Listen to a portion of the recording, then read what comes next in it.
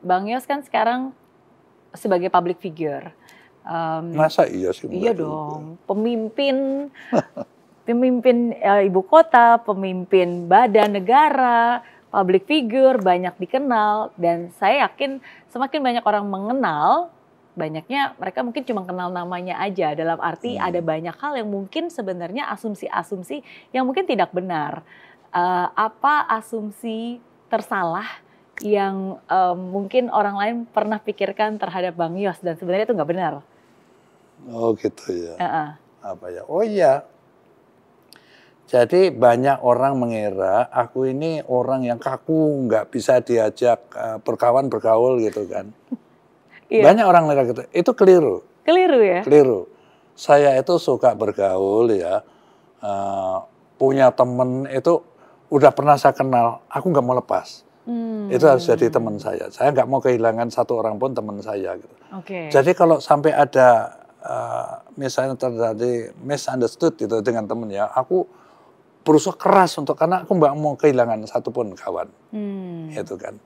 Ya memang mungkin orang melihat fisik saya, penampilan saya yang itu tadi kan, nggak bisa cengengesan gini kan. Serius, karena kan memang harus serius. Ya udah terbentuk, karakter itu terbentuk selama puluhan tahun kan. Iya. Gitu kan. Jadi sampai orang itu mengira seperti itu ya. Nah, padahal tidak seperti itu. Memang aku akui ya, aku itu susah dibikin ketawa. Ya. Jadi satu saat nonton TV kan gitu kan Pok Rini, anak-anak senangnya trans itu kan banyak komedian tampil kan. Iya, banyak yang lucu-lucu tuh. Ada kayak aku diem aja begini kan. Memang nggak bisa gerakan aku suruh ketawa. Paling-paling aku mesem-mesem aja gini kan gitu kan. Gitu. Tetapi yang sebenarnya bahkan aku tuh romantik loh. Oh iya. Kata Pok Rini. Oh iya. Misalnya apa? Paling romantis apa yang pernah? Manalah Pok Rini juga aku nganggep aku ini apa namanya? Dia udah biasa lah gitu, nggak mengharapkan itu dari saya. Gitu. Karena dia ngerti aku itu apa namanya prajurit yang udah terbentuk lah karakter seperti itu, jadi susah juga. Romantis lah. Karena tetapi yang paling penting kan. Apalagi 2 tahun lagi juga mau ulang tahun pernikahan yang ke-50 ya. Siapa? Bang Yos. Oh iya. Iya kan? Nanti ya. Iya, jadi balik lagi tadi. Masih 2 tahun lagi. Iya, jadi asumsi yang tersalah itu berarti berpikir bahwa Bang Yos itu orangnya serius. Itu kan, tapi sebenarnya bukan seperti itu aku. Aku senang berkawan, aku senang bercanda, bergurau juga gitu. Tapi saya memang jujur sulit untuk bikin ketawa orang gitu kan. Bikin orang. Oke.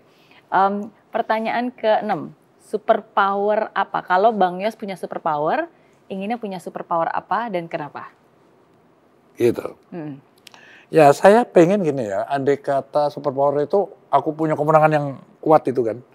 Apapun, biasa kalau kan superpower tuh kayak, biasanya kalau di film-film kayak wah bisa terbang, atau bisa menghilang, atau bisa menghilangkan orang, atau bisa apapun terserah. Enggak, kalau aku sederhana aja, aku kepingin punya kemenangan ya gratis kan anak sekolah sampai SMA gitu kan. Wow. Gitu loh. Karena aku pernah ngalamin seperti itu. Jadi di desa-desa pokoknya gratis semua sekolah. Bahkan pakaiannya tuh kasihkan saja. Gitu. Memang tidak perlu namanya kesetaraan itu lalu semua anak orang-orang kaya yang sangat kaya gitu gratis juga nggak setuju aku gitu kan. Yang membutuhkan. Tetapi yang memang membutuhkan itu ya. Karena begini loh. Makanya aku berpikir ya kita itu punya manpower ya penduduk itu terbesar nomor 4 di dunia. Setelah Cina, India, Amerika itu Indonesia. Sekarang ini 272 juta manusia. Ya walaupun kita punya resources yang sangat banyak dan beragam ya, tetapi kalau manusia itu tidak terdidik ya maka dia akan jadi beban pemerintah. Tetapi kalau pintar semua orang itu maka dia menjadi kekuatan dari negeri kita ini dan dia bisa menghidupi orang lain bukan jadi beban kan, jadi sebaliknya beban lain. Itu menurut saya adalah hal yang sangat penting. Karena itulah waktu saya jadi gubernur ya, saya punya kemenangan kan gitu kan. Saya meyakini ya saya bisa mengklaim gubernur atau pemimpin daerah yang memberikan biaya pendidikan ya 20% dari APBD itu saya.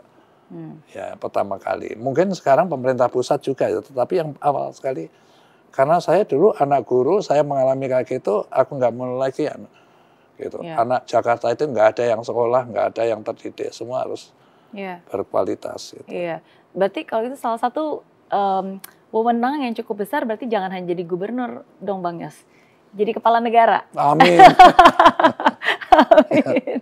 Iya, apakah itu juga salah satu mimpi yang ingin dicapai? Karena kan sebelumnya pernah capres juga kan? Tentu saja ya, mimpi juga seperti kepengen waktu jadi tentara pengen jadi puncak pimpinan, jadi kepala staf angkatan atau panglima TNI kan tentu saja lah. Gitu.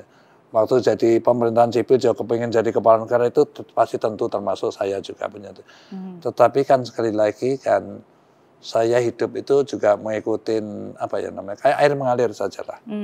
Kesempatan itu ada memang harus saya gapai. Tapi kalau tidak saya nggak memaksakan diri kan gitu.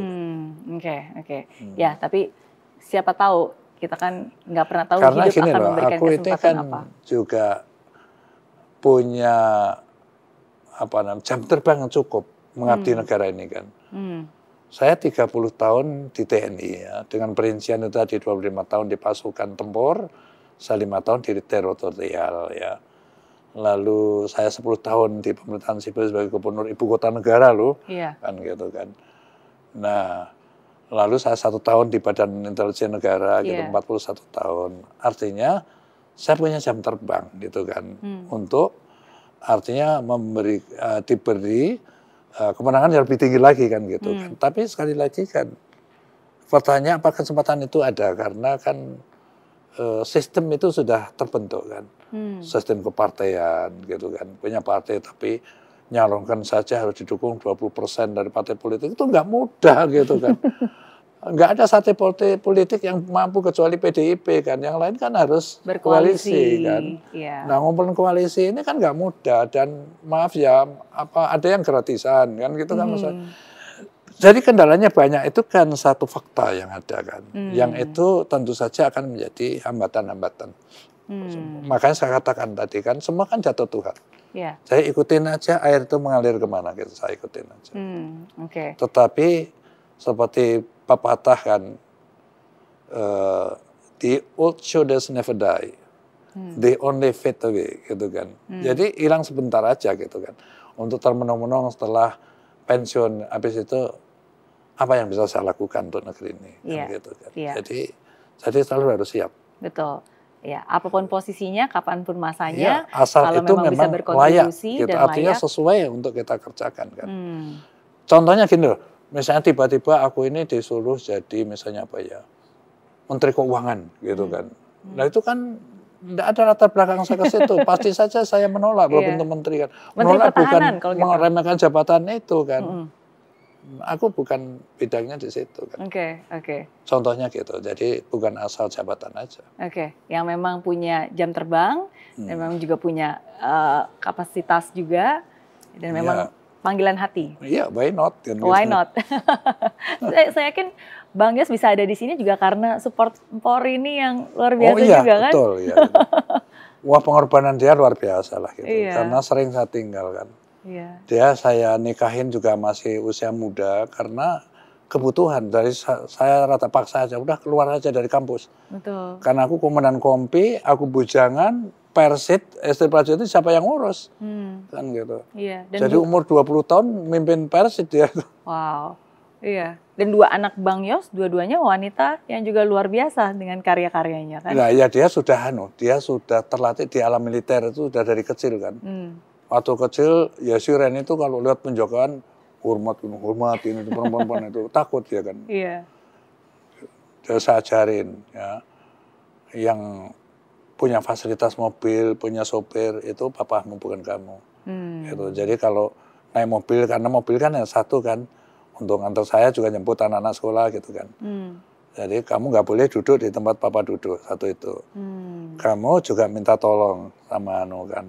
Kalau sudah, kamu turun harus mengucapkan terima kasih. Gitu kan. Nah, kalau enggak, saya cek sama sopir. Tadi terima kasih enggak dia? Oh iya Pak. Jadi saya melatih ya.